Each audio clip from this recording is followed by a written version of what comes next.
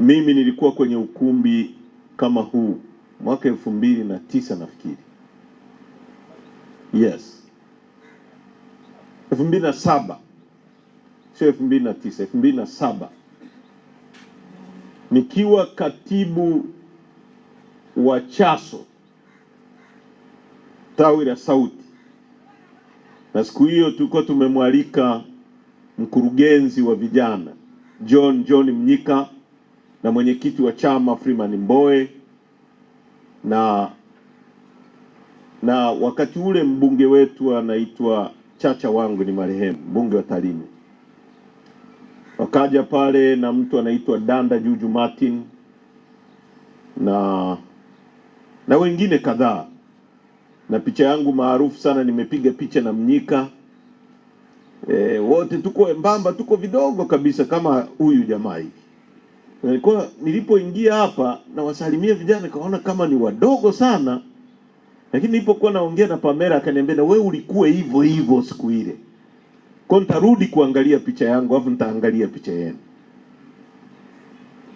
Na wakati ule tulikuwa very political.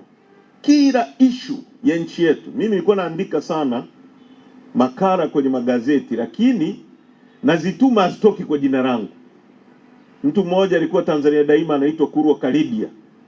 Kila mimi nikimwandikia makala nataka atoe kwa jina langu, yeye anaibadilisha kidogo. Anaweza akachukua wiki 3 kaitoa gazeti la Jumatano la Tanzania Daima, lakini ukiangalia 90% ya mawazo ni mimi niliyoandika. Alafu mengine anaweka ya kwake anatoa. Na leo nimefurahi kwamba tuko na katibu mkuu hapa na Boni na wengine wengi. Patrick Sosopi, simama bana wa kuone. Patrick Sosopi amekuwa mwenyekiti wa vijana baada yangu. Baada ya mimi kutoka alichaguliwa Patrobas Katambi. Huyu alikuwa makamu wake. Patrobas akumaliza miaka 5. Akaenda CCM, makamu huyu akawa mwenyekiti wa vijana taifa. Na mwaka ule mimi niliokuwa chuo kwenye kundi ambalo tulikuwa viongozi wa Chadema chuoni pale, Felix Mkosamali alikuwa mbunge. Mimi niliondoka Felix Mkosamali akiwa mwenyekiti wa Bavicha wa Bavicha tawi la chuo. Mwaka wa uchaguzi akaenda NCCR akawa mbunge. Mimi nilipoondoka kuwa katibu, bwana mmoja anaitwa Machali, Moses Machali akawa mwenyekiti wa tawi la Chaso.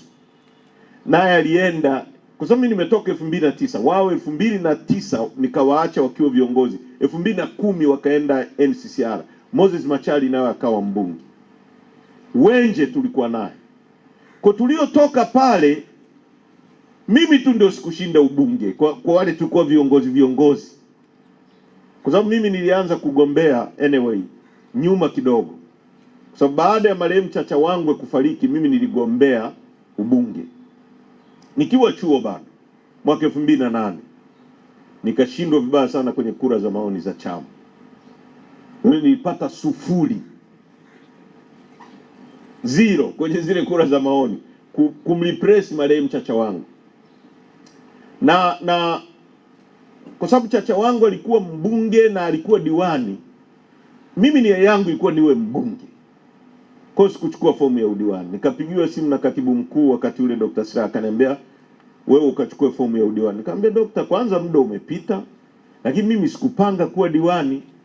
Akasema hapana, tumeambiwa kwa hapo mjini una nguvu, watu wanakuhitaji, ili usapoti mgombea wetu wa ubunge lazima uchukue fomu ya udiwani. Kwa mimi nikachukua fomu.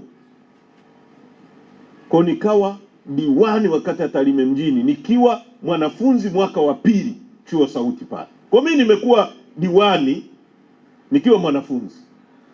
Na hata Silinde unayemtaja, mimi nimemencourage Silinde.